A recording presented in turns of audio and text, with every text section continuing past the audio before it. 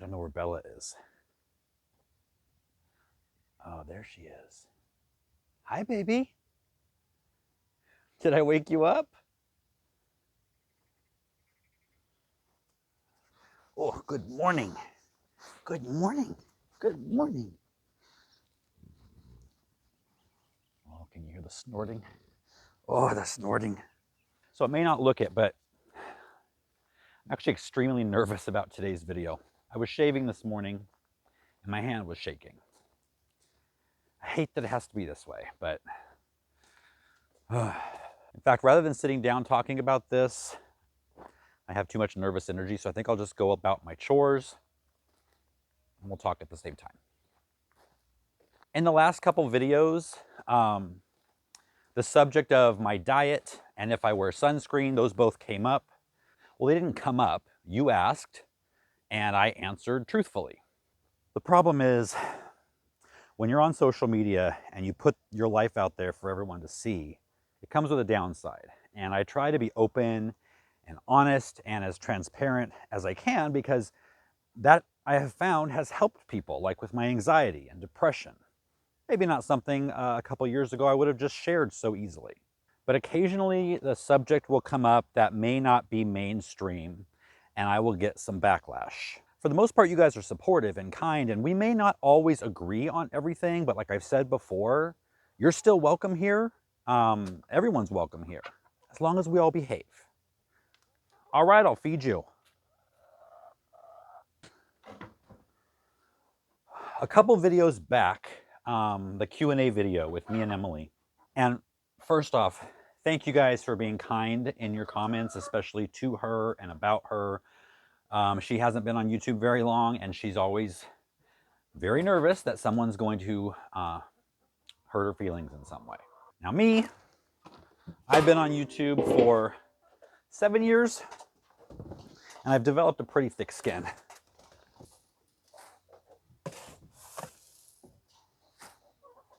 YouTube's given me a better sense of who I am and what I stand for. But there are things that people say that get under my skin and even irritate me a little, if I'm honest.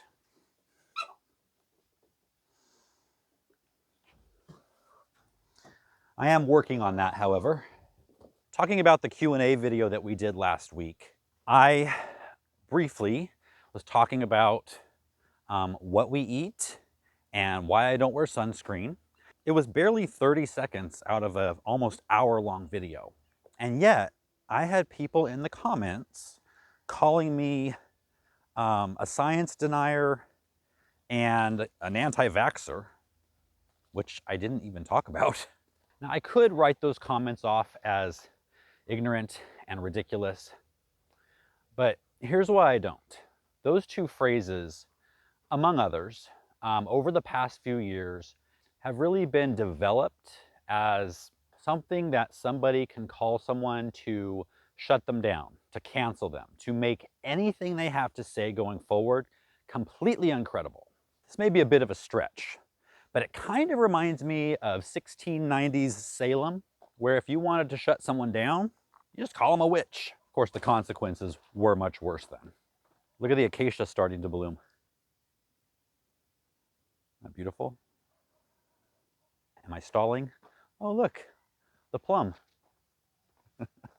Trust the science has become a really popular phrase in the last few years, but how do we know which science to trust? Think about this. In many court cases, the prosecution and the defense both call scientists to the stand that will stand up for their argument. Wait, two scientists can have differing opinions? Which one's the denier? Are you old enough to remember when science was used in cigarette ads like this? Just to be clear, I'm not old enough, but that doesn't mean it didn't happen. Earth as the center of the universe was the consensus of the brightest scientific minds at one point. I found a quote from Scientific American magazine that puts this better than I ever could.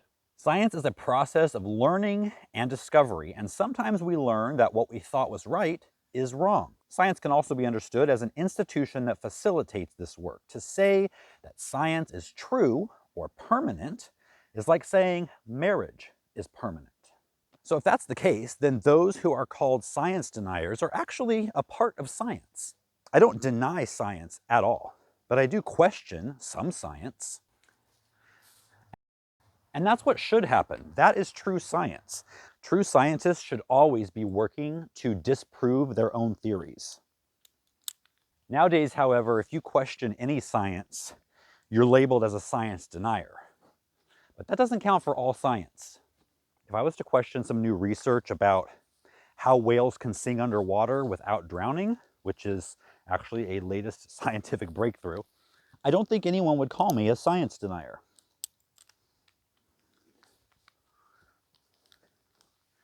So why is that?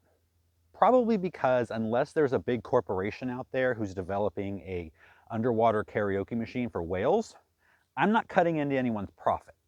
How did I get from my diet and sunscreen to whales singing karaoke? I do trust the science, but only science that is not funded by big corporations that have a vested interest in the outcome of the study. The whole point of this conversation is I found science that I trust that has changed my life in such a drastic way for the better, and I want to share that with people I love, including you. What in the world? She hasn't mooed since we got her. Like 2 days after we got her, she stopped mooing and she just mooed. Did you hear that? Now, you don't have to trust what I say just because I say it. I'm not a scientist. I'm not a doctor. But I still want to have the freedom to share it, and then you can make the decision whether you want to look more into it or not. So going forward, whenever I bring up something that goes against the mainstream, I will post links to the supporting science in the video description. It's a little more work for me, and I'll probably still be called a witch, but then you can look up those scientific studies yourself and do your own research if you want to. That's it. So when I left you last time, we stopped here on the cottage fence because I realized that it was a little bit wobbly and needed some cement in the holes. And then Emily came out here, much to my surprise, because she normally doesn't have an artistic criticism for me, and I'm glad she did because it made me think. I was worried about the arbor being too tall and out of scale with the garden, and then she mentioned that the fence is probably a little taller than would look good in the garden. I happen to agree, and I'm glad I didn't finish. I'm glad that I needed cement because now I will lower these probably about 6 inches. But I don't have the bags of cement today because Saturday I was filming all day for Next Level Gardening, and then yesterday was Sunday. We just took that as a family day. Do you guys remember the potted tulips, the tulip lasagnas that I did a few weeks ago? And making the pots look weathered. That wasn't a very popular video, so you probably don't remember that. Oh, by the way, look what we got. The shirts are in, but not just shirts. We've got hoodies, and all these things come in different styles, sizes, colors. We are working on another design besides the man and the woman design. Due to some of your comments and suggestions, we got a few other things besides apparel that it's on, but all of these things, or at least most of them, should be on our website ready to go by the time this video airs. So I will put a link in the video description. Hi, Daisy. How you doing? Her halter's still not too tight. All right, so this video is actually a day late. Actually more than that. I was supposed to get a video out Tuesday, but my microphone broke. So I'm trying this one. I don't think I like the look of it. Hopefully you can hear me, but it's good enough for now. At least I can get these videos done. I was able to finally get the frost cloth off of here. We should be out of our frost now. We're past our last frost date. That was the 14th. And the 10-day forecast, there's nothing even near frost. So do have some cleanup to do though. Yesterday, we had a fun day. Emily and I, Noah was in school, but we went with my nephews on a field trip for their school. We went to medieval times, which I had wanted to go there for a very long time. I mean, I remember seeing the commercials as a kid, never got to go, finally got to go yesterday, and it was fun. I think they had a special show that was kind of like for students. I don't think it was the regular show. If it was, a little disappointing. But half of it was like this quiz on chivalry and ethics, which is good. but I was looking for like fighting and the jousting, which they did a little bit of at the end, so it was a good balance. Look at this. I hadn't realized how tall the grass was getting over here. You can see it over there. So I tied her up for today out here, and she's got this area she's got mowed down. But she's up here with my strawberries now. Daisy, I don't want you up here. I guess I gave you too long of a leash. I wasn't expecting her to jump up here. Look at this plum tree. I really hope some of these get pollinated and I'll get a few plums off this tree first year. It may not happen. It probably won't, but you can always dream. Oh, there is a bee right there.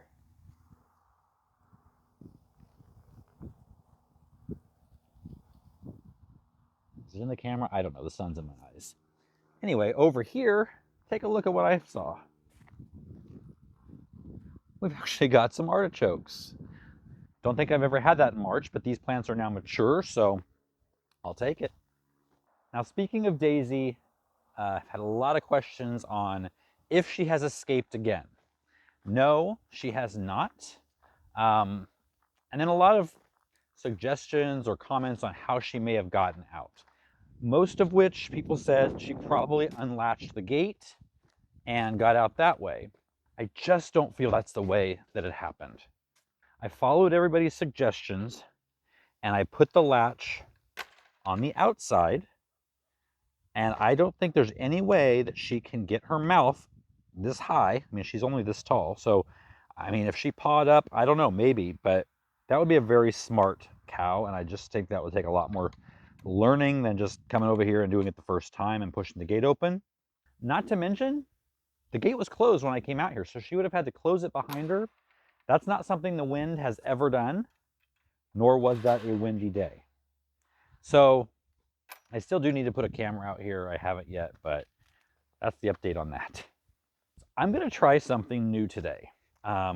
We went to Noah's awards banquet for basketball last night, and I was talking with another couple there, and it turns out they have 14 chickens. We have 14 chickens. They had 2 rabbits.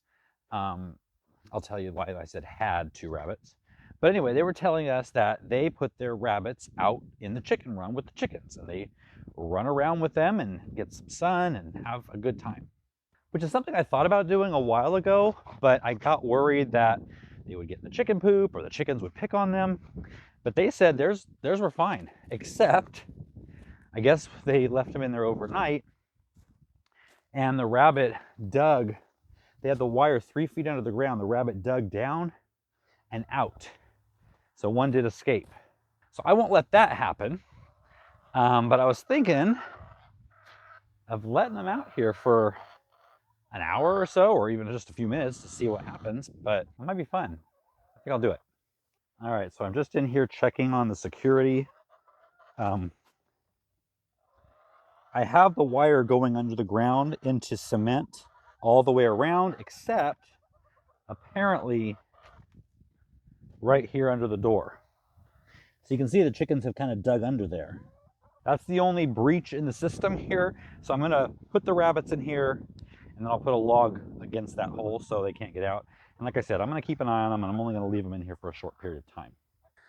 All right, Grams is first because she's the one I could catch first.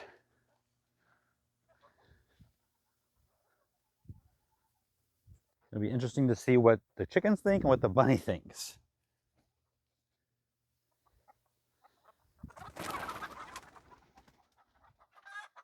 Chickens don't like it. Okay. Here you go.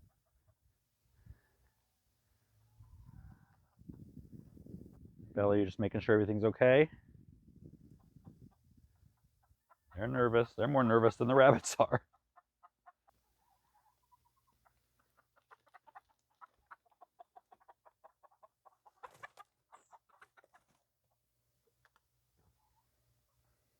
I'm really hoping this works out because I would love to have them out here in the daytime playing, get some more sunshine, more space. I mean, it would be a great situation. These 2 are the lavender Orpingtons. They're the friendliest.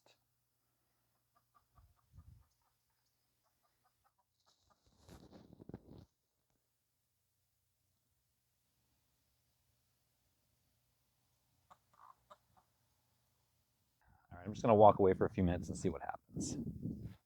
All right, I completed the first step to getting the clover lawn in. I got all of the weeding done all the way around the front. So now I need to look into, I already have the underground drip, so I just need to make sure that I have everything I need to install it and kind of just figure out how to install it. And that's all. Then I can just sow the clover lawn, and hopefully it's as easy and as wonderful as everyone says it is. Boomer just got home. He's been at the grandparents' house. Hi, Boomer.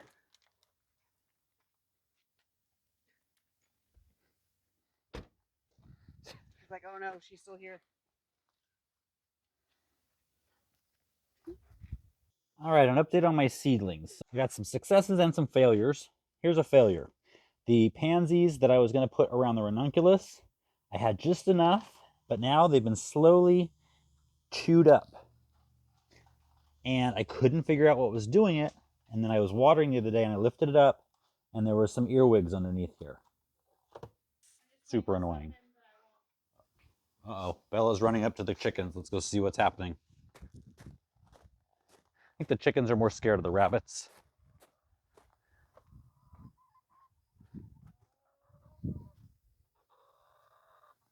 There's S'mores back there. Sorry, that's Graham's. I think S'mores is in-house. Is she in here, Bella? Their food's all gone, S'mores. No more till tomorrow. Oh. Well, so far so good. At least for the rabbits. I don't think the chickens are loving it much. Anyway, most of the flowers are doing great. I have pinched back all of the snapdragons, and the Tiny Tim tomatoes they were looking super good. Now they're looking a little stunted, and they're already getting their flowers. I've never grown Tiny Tim. They're supposed to be tiny, but not this tiny. However, they do need to be potted up, so I will be putting these now into some red Solo cups. Same with these. These are Amish paste, or super sauce, I think. What are they? Super sauce tomatoes. Cucumbers. So all of these need to be, well, I'm going to take the flowers and I'm going to plant them directly out there. We're going to have 3 overcast days the next 3 days, rain and overcast. So I'll be moving them out tomorrow morning so they can start getting hardened off. Bring them in at night, put them out 3 days in a row. They'll be hardened off by the end of those 3 days.